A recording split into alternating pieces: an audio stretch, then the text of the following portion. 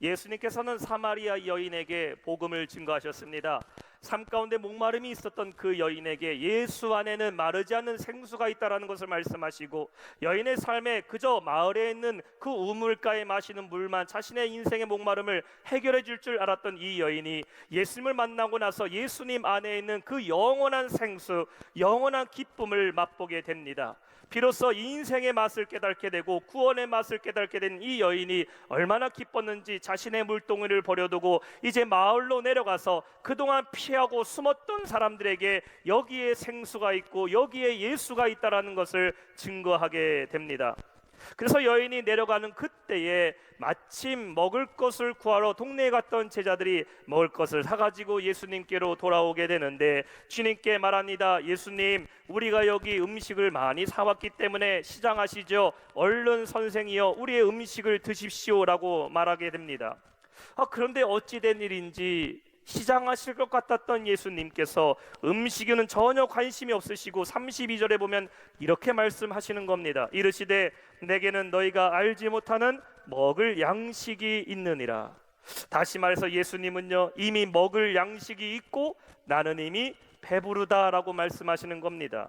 이렇게 볼 수 있겠죠. 아내들이 집에서 남편을 위해서 맛있는 식사 준비를 열심히 해놓고 있습니다. 모처럼 만에 실력 발휘를 하고 있어요. 남편이 좋아하는 된장찌개도 끓이고 고기 반찬도 준비하고 생선도 구웠습니다. 몇 시간 동안 남편을 위해서 식사를 잘 준비한 다음에 이윽고 퇴근하고 돌아온 남편에게 말하지요. 얼른 씻고 준비된 식사하라고 말하는데 남편이 말합니다.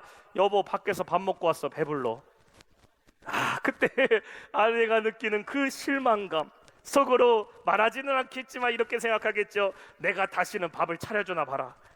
예수님의 말씀에 제자들이 당황하면서 33절에 이렇게 말합니다. 제자들이 서로 말하되 누가 잡수실 것을 갖다 드렸는가 하니, 다시 말해서 이렇게 말할 수 있겠죠. 누가 선수를 쳐서 먼저 예수님께 음식을 갖다 드렸냐라는 것입니다. 제자들의 관심은 오늘 예수님이 무엇을 드셨는가가 관심이 있는 것이 아니라 누가 예수님께 먼저 음식을 갖다 줘서 예수님으로부터 환심을 샀느냐라는 것에 제자들의 논쟁이 벌어지기 시작했어요. 근데 말씀을 보다 보면 사실 예수님은 지금까지 아무것도 드시지 않으셨다라는 것을 보게 됩니다. 심지어 우물가에 있는 예수님은 물 한 모금도 드시지 않았어요. 주님은 아무것도 드시지 않으셔도 될 만큼 이미 충분히 만족하고 계셨고 충분히 기뻐하고 계셨다라는 것입니다. 과연 무엇이 예수님께 만족을 드렸고 무엇 때문에 예수님은 나는 안 먹어도 먹을 양식이 이미 있다고 말씀하시는 것일까요? 예수님은 34절에 이렇게 말씀하십니다.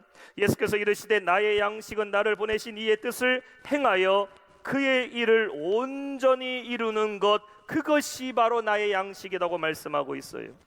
여기서 양식이라는 것은 단순히 우리의 육신을 위해 먹을 것을 얘기하는 것이 아니죠. 예수님의 기쁨, pleasure, 예수님의 만족을 말하고 있는 겁니다. 사람이여 보니까 기쁜 일이 있으면은 배고픈 것도 잊어버리더라고요. 행복한 일이 있으면은 굶주렸던 것도 까먹어버립니다. 자기가 행복한 일에 빠져 있으면은 내가 먹지 않아도 배고프지 않고 밥 먹지 않아도 힘들지가 않아요. 제가 이거 어디서 봤느냐, 백화점에 가니까 보게 되더라고요. 여성분들은 쇼핑할 때면 배고픈 것도 잊어버립니다. 다리 아픈 것도 잊어버려요. 저는 쇼핑하러 같이 가면 하품부터 나오고 다리가 아픈데 여성분들은 분명히 쇼핑하기 전에는 배고프다, 다리 아프다 하다가요, 백화점 돌아다니다 보면 배고픈 것도 잊어버려요. 다리 아픈 것도 잊어버립니다. 저희 아내의 말을 빌리면 사지는 못해도 보기만 해도 배부르대요. 사람이요, 자기가 좋아하는 게 있으면요, 기쁨을 얻게 되면 배고픈 것도 잊어버립니다. 지금 예수님의 기쁨은 무엇일까? 과연 주님이 만족하실 만한 그 양식은 무엇이라는 겁니까? 육신의 허기를 달래주는 음식이 아니라 이 사마리아 여인이 예수님을 만나게 되고 이 여인이 예수님을 믿게 돼서 구원을 받게 되었다라는 것, 한 영혼이 예수님을 만나 구원받게 됐다는 그 사실이 우리 예수님에게는 기쁨이고 그것이 주님의 양식이고 주님께는 가장 큰 만족이었다라는 것입니다. 그러니 누가 주님께 음식을 갖다 줘서 배부르신 것이 아니라 한 영혼이 예수님께 돌아오는 것만으로도 우리 주님은 얼마나 기뻐하시는지, 우리 주님은 그것만으로도 내가 먹지 않아도 배부르다, 나에게 음식 안 줘도 배부르다. 그만큼 주님은 한 영혼이 돌아오는 것을 기뻐하신다라는 것입니다. 그래서 주님은 오늘 제자들에게 뿌리는 자와 거두는 자의 비유로 말씀하고 있는 것이, 왜냐하면 우리 예수님은 이 기쁨을 제자들도 깨닫기를 원하신 겁니다. 우리가 오늘 말씀을 통해서 예수님은 우리도 이 기쁨을 여러분이 누리기를 원하심을 믿으시기 바랍니다. 영원한 양식이 무엇인지를 깨닫게 되면은 우리의 인생에 그렇게 괴롭히던 그 궁핍함과 만족하지 못했던 것, 영원한 양식을 깨닫게 되면 우리는 세상에서 맛볼지 않는 영원한 기쁨과 만족을 깨닫게 됨을 믿으시기 바랍니다. 우리 교회 주변에는요, 이 밭들이 있습니다. 주말 농장 하시는 분들이 계셔요. 며칠 전에 일어났던 일이에요. 저희 아내가 집에 들어오면서 이렇게 말합니다. 여보, 교회 근처에 고추밭이 하나 있는데 수확을 하지 않고 내버려둬서 그냥 그 수확물이 노랗게 상해가는 것을 보았다라는 겁니다. 그러면서 고추 수확은 언제 해야 되냐고, 왜 저걸 그냥 두냐고 걱정하더라고요. 저에게 물어봅니다. 그래서 저는 아무 생각 없이 말했어요. 남의 밭에 신경 쓰지 말라고. 우리 밭도 하는데 남의 밭에 왜 신경 쓰냐고. 그러면서 말했습니다. 때가 되면 알아서 주인이 따겠지, 아니면은 농사를 포기한 사람이겠지. 제가 이런 말을 했어요. 오늘 제가 말씀을 준비하면서 어저께 이 말이 생각이 났습니다. 밭에 수확할 곡식은 다 익어서 희게 되었는데 농부가 수확을 하고 있지 않다. 사람들은 지나가면서 뭐라 말하겠습니까? 농부가 이 농사를 포기했나 보다. 벼가 이삭이 다 익어서 다른 밭은, 다른 노는 다 벼를 뱉는데 이 밭에만 아직도 벼가 그대로 남아있다면 사람들은 뭐라고 말합니까? 저 농부 게으르나 보다. 무슨 일이 있나 보다. 올해 농사는 포기해버렸나 보다. 예수님은 지금 왜 때를 보지 말고 눈을 들어 밭을 보라고 말하고 있는 겁니까? 추수할 그 때를 놓치지 말라는 것이에요. 놓치지 말라. 농부의 생각에는 말합니다. 아직 넉 달이나 남았다. 넉 달이나 남았다. 그런데 넉 달 남았다고 기다리다 보면 이 4개월이라는 것은 한 시즌을 말합니다. 봄, 여름, 가을, 겨울 4달이에요. 썩어버리는 겁니다. 지금 거둬야 되는데 아직 넉 달이나 남았다 기다리면요, 결국 다 익어버린 그 곡식은 겨울이 되면 시들어버리고 썩어버리게 됩니다. 사람의 눈으로 보는 것이 아니라 영적인 눈으로 추수해야 될 것을 보라는 말씀이죠. 수확해야 될 곡식은 무엇을 얘기하는 겁니까? 복음을 전해야 될 영혼을 의미하고 있는 것이에요. 추수할 영혼들은 지금 다 준비되어 있는데, 밭은 희역해 되었는데 수확해야 될 농부는 말합니다. 아직 때가 되지 않았다고. 4개월만 기다려야 된다고. 다음 시즌을 기다려봐야 된다고 주저하고 있으면 안 된다는 말씀을 하고 있는 것이죠. 여러분, 복음을 전하는 것도 기회가 있더라고요. 예수님 믿는 것도 때가 있어요. 하나님의 일을 감당하는 것도 아무 때나 하는 게 아닙니다. 때가 있어요. 때가 있어요. 영혼을 구원시킬 때도 때가 있습니다. 그 때를 잃어버리면은 기회는 지나가 버리는 것이에요. 오늘날 우리가 복음을 전해야 될 많은 영혼들이 있어요. 예수님이 필요한 영혼들, 생명의 구원이 필요한 사람들이 우리 주변에 얼마나 많이 있습니까? 그렇다면 여러분, 언제까지 때를 기다리시겠어요? 언제쯤 되어야 낫을 들고 추수하러 나가시겠습니까? 스스로가 말하죠. 아직은 추수할 때가 되지 않았다고. 스스로 말하면서 시간이 더 필요한 것 같다고. 나에게는 용기가 더 필요한 것 같다고. 이번 시즌에는 너무 바쁘니까 다음 시즌에 내가 나가서 복음 전해야겠다고. 여러분, 주님은 지금 여러분을 추수할 일꾼으로 부르고 계심을 믿으시기 바랍니다. 때를 지체하지 말고 밭을 보시라는 거예요. 밭을 보라. 이미 밭은 휘어져서 추수할 곡식들이 있어요. 복음을 전할 수 있는 것도 때가 있어요. 은혜를 얻는 것도 때가 있어요. 내가 예수님을 영접할 수 있는 것도 살아있을 때 예수님 영접하는 것이지, 우리가 사명을 감당하는 것도 살아있을 때 복음 사명 감당하는 것이지, 때가 지나가고 기회를 잃어버리면 더 이상은 그 기회가 없어요.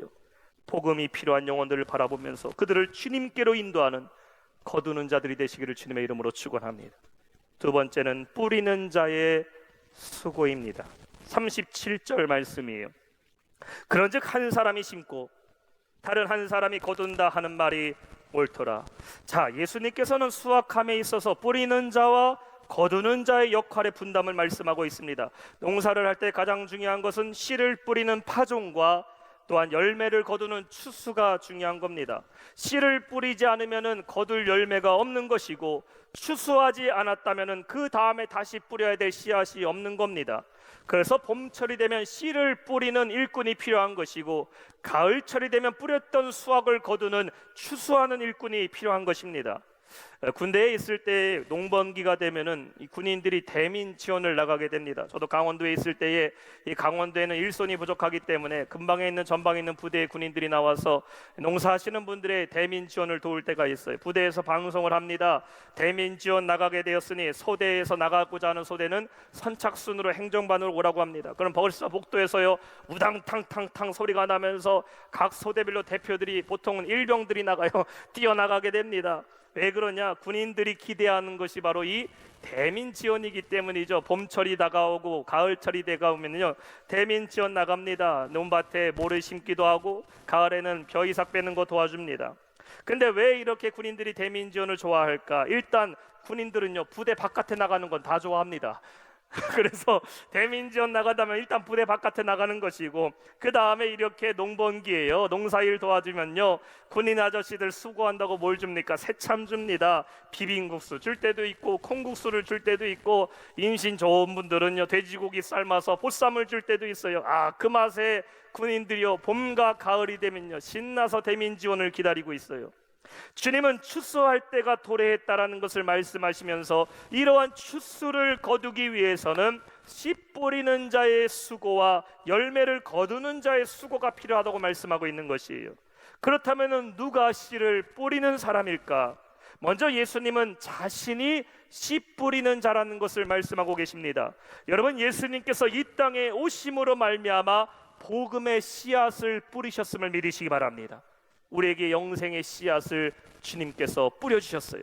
고린도전서 15장 20절에 말씀합니다. 그러나 이제 그리스도께서 죽은 자 가운데서 다시 살아나사 잠자는 자들의 첫 열매가 되셨도다. 예수님께서 죽음에서부터 부활하셔서 구원의 첫 열매가 되어주셨어요.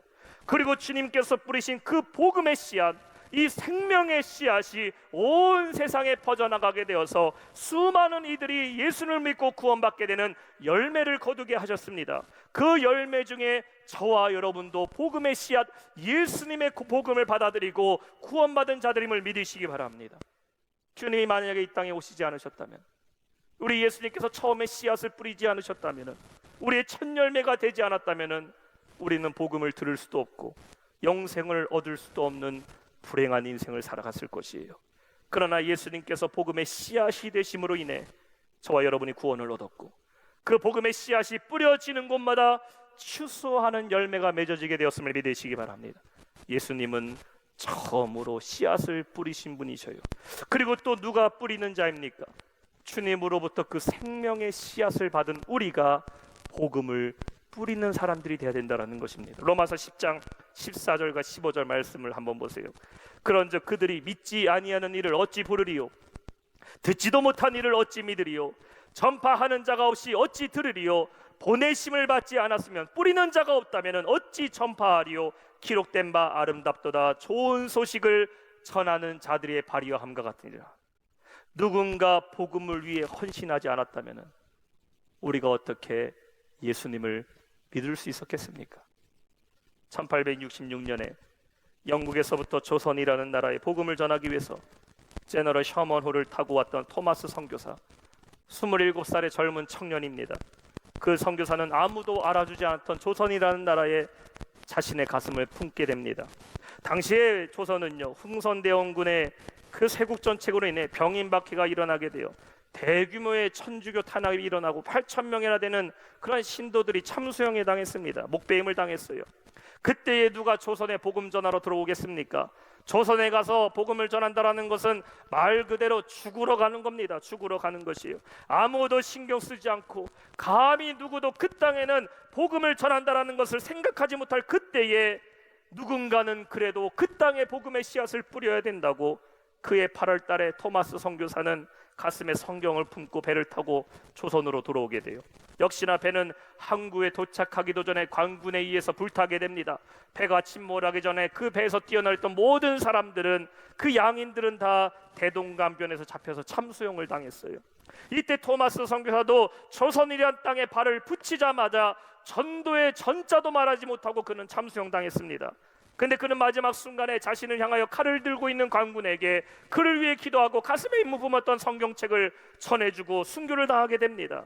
그런데 그 성경을 받은 사람이 집에 와서 말씀을 읽다가 마음이 뜨거워져 예수님을 영접하게 되었고, 훗날 그는 평안 안주교회 장로인 박충건 장로가 되었던 것이에요.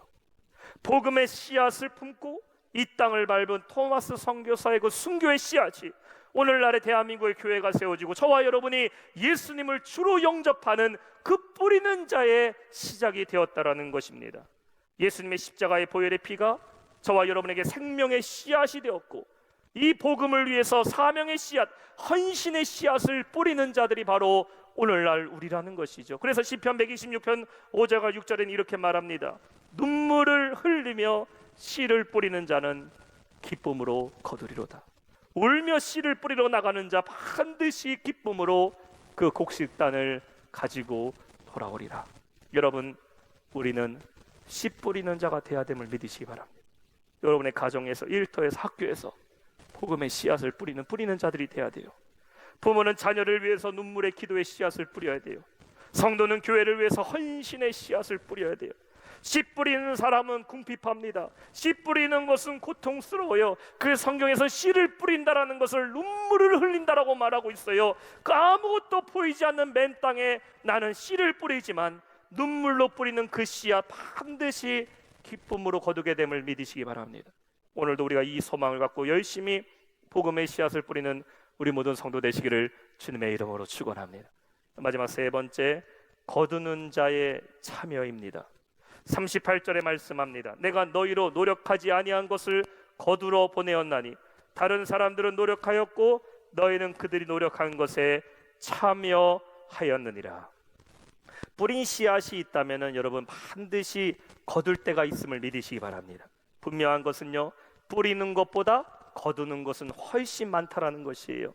성경은 그 비율을 30배, 60배, 100배의 비율로 말하고 있습니다. 마태복음 13장 8절에 보면은 더러는 좋은 땅에 떨어지며 어떤 것은 100배, 어떤 것은 60배, 어떤 것은 30배의 결실을 맺느니라. 어떤 농부도요, 내가 밭에 씨 한 10개 심는데 씨 한 10개 심어서 10개의 씨앗을 거두려는 농부는 아무도 없습니다. 못해도 기본 30배는 벌어들여요. 10개 심으면 3,000개는 벌어야 됩니다. 많으면 100배예요. 더 많으면 1000배, 더 많으면 10,000배를 거두기 위해서 농부는 씨앗을 뿌리는 것이에요. 그래서 항상 추수할 때는 뭐가 부족하다? 일꾼이 부족하다라는 것이죠. 왜냐하면 심었던 것보다 훨씬 더 많이 거두기 때문에 일꾼이 부족해요. 오늘 예수님께서는 뿌리는 자의 노력과 수고를 말씀하시면서 이어서 거두는 것에 참여해야 된다는 것을 말씀합니다. 그래서 38절에 보면 이렇게 말하고 계시죠. 내가 너희로 노력하지 아니한 것을 거두러 보낸다. 노력은 누가 있다고요? 씨 뿌리는 사람이 노력했어요. 씨를 뿌리고 씨를 자라게 하는 건 누가 하십니까? 주님께서 다 하셨다라는 것입니다. 여러분, 구원은 주님이 다 이루어주셨음을 믿으시기 바랍니다. 예수님이 십자가에 달려 돌아가심으로 물과 피를 다 흘리시고 우리에게 영원한 구원의 대속의 놀라운 역사를 주님이 다 이루셨어요. 영생은 주님이 다 이루셨음을 믿으시기 바랍니다. 거두는 사람은 무엇만 하면 돼요? 뿌리는 자가 노력했던 그 복음의 결실을 그냥 걷어들이기만 하면 된다라는 것입니다. 여러분이 한 사람을 전도하기 위해서, 한 사람의 죄를 씻기 위해서 여러분이 십자가에 달려 죽을 이유가 아무것도 없어요. 대속의 은혜는 우리 주님이 다 행하셨으니 우리는 그 예수만 전하기만 하면은 복음이 그들에게 들어가게 됨을 믿으시기 바랍니다. 우리는 거두기만 하면 돼요. 추수에 참여하기만 해도 그 수확하는 열매는요, 뿌린 자만 얻는다? 아니에요. 거두는 자도, 거두는 것에 참여하는 자도 그 수확의 기쁨을 얻게 된다라는 것입니다. 왜 우리가 전도해야 될까요? 왜 여러분 영혼 구원에 총력을 다해야 됩니까? 전도를 하는 것이 예수님을 위해서 전도한다라고 생각하는 사람이 있어요. 전도하면 교회가 부흥하기 때문에 교회를 위해서 전도해야 된다고 생각하는 사람이 있어요. 내가 이 사람에게 전도하면 이 사람이 예수 믿기 때문에 나는 이 사람만을 위해 전도한다고 생각합니다. 아닙니다. 주님은 말씀하고 있어요. 전도에 참여하는 우리에게도 복음을 전하는 것이 축복임을 믿으시기 바랍니다. 그건 누구의 열매가 된다? 복음을 전하는 우리의 열매가 된다라는 것이에요. 그래서 36절에 말씀하고 있는 겁니다. 거두는 자가 이미 삭도 받고 영생에 이르는 열매도 모으고 있나니 이는 뿌리는 자와 거두는 자가 함께 즐거워하게 함이라. 거두는 자는 자신의 삭을 받았어요. 우리는 예수님 믿음으로 우리가 구원을 얻었습니다. 그런데 여러분, 예수님 믿고 구원받은 것으로 우리의 신앙이 끝난 게 아니에요. 나는 어차피 천국 가게 됐으니까 다른 사람은 어딜 가든지 신경 안 쓰고 나만 신경 쓰면 된다. 아닙니다. 더 나아가야 된다라는 것이죠. 거두는 것에 참여하라는 것이에요. 복음을 전하는 것에 참여하라는 겁니다. 그러면 영생에 이르는 열매를 얻게 된 것이다. 복음을 전하는 자에게는 하나님의 특별한 은혜와 상급이 있음을 믿으시기 바랍니다. 옛날에 이런 이야기가 있었어요. 한 마을에 부자 영감이 살고 있었습니다. 그 집에는 머슴들이 많이 있었지요. 근데 이제 내일이면 명절 설날이 찾아오게 됩니다. 근데 이 주인 영감이 설 찾아오기 전날까지 머슴들에게 일을 시키게 되는데 집단 한 단씩을 머슴들에게 하나씩 안겨주면서 말합니다. 내일이 오기 전까지 집단을 가지고 새끼를 꼬으라고 말하고 있어요. 주인이 떠난 다음에 머슴들이 불평하기 시작하죠. 이놈의 영감은 내일이 명절이면 오늘 좀 쉬게 하지, 오늘까지 마지막까지 일을 시킨다고. 저는 새끼를 꼬아보진 않았지만 흉내는 내볼게요.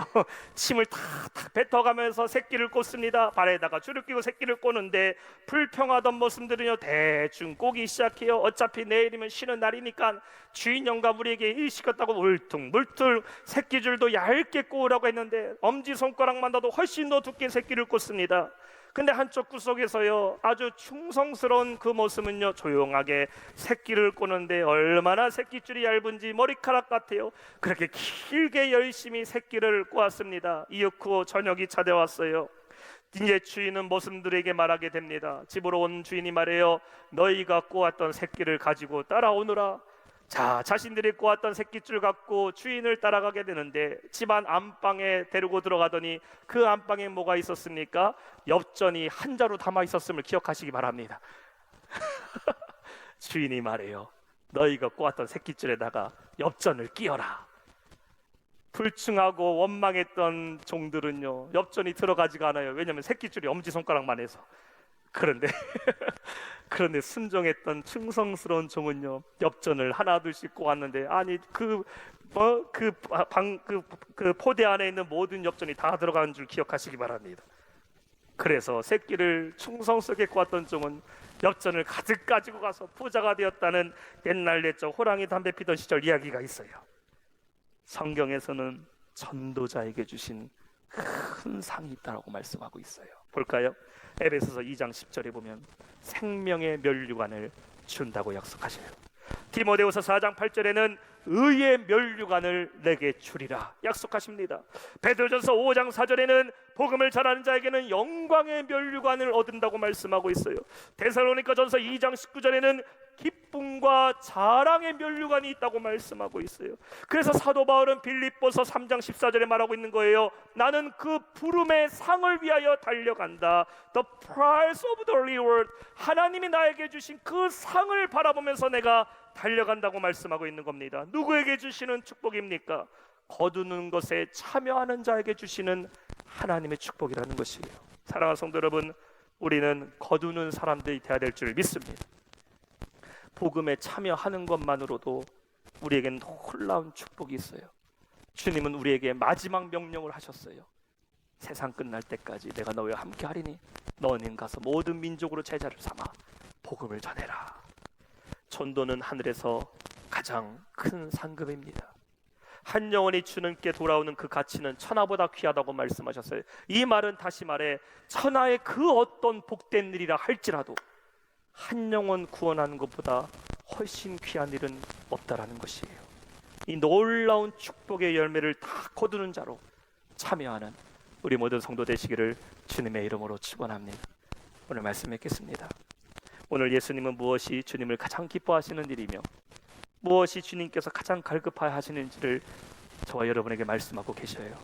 그것은 육신의 만족을 채우는 것이 아니라 주님은 잃어버린 영혼이 주님께 돌아오는 것, 그것이 우리 예수님은 제일 기쁜 것이고, 그것이 우리 예수님은 드시지 않아도 나는 먹지 않아도 배부르다고 말씀하실 수 있는 가장 큰 기쁨이고, 그것이 하나님의 뜻을 온전히 이루는 양식이라고 말씀하고 계십니다.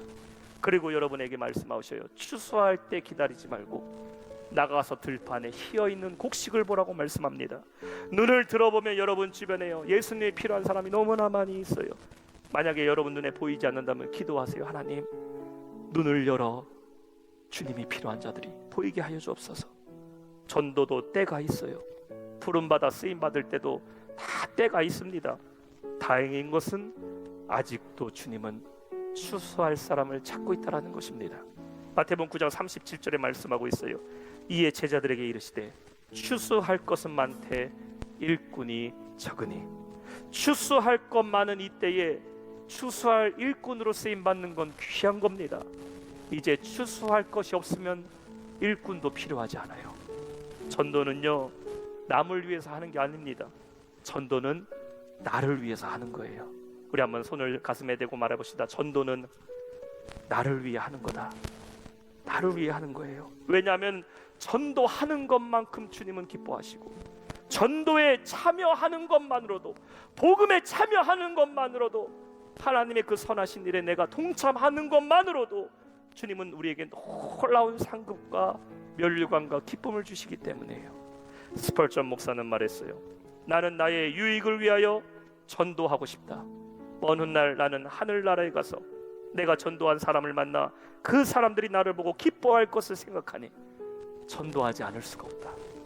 이 놀라운 축복의 자리에 여러분을 뿌리는 자와 거두는 자로 주님은 초대하십니다.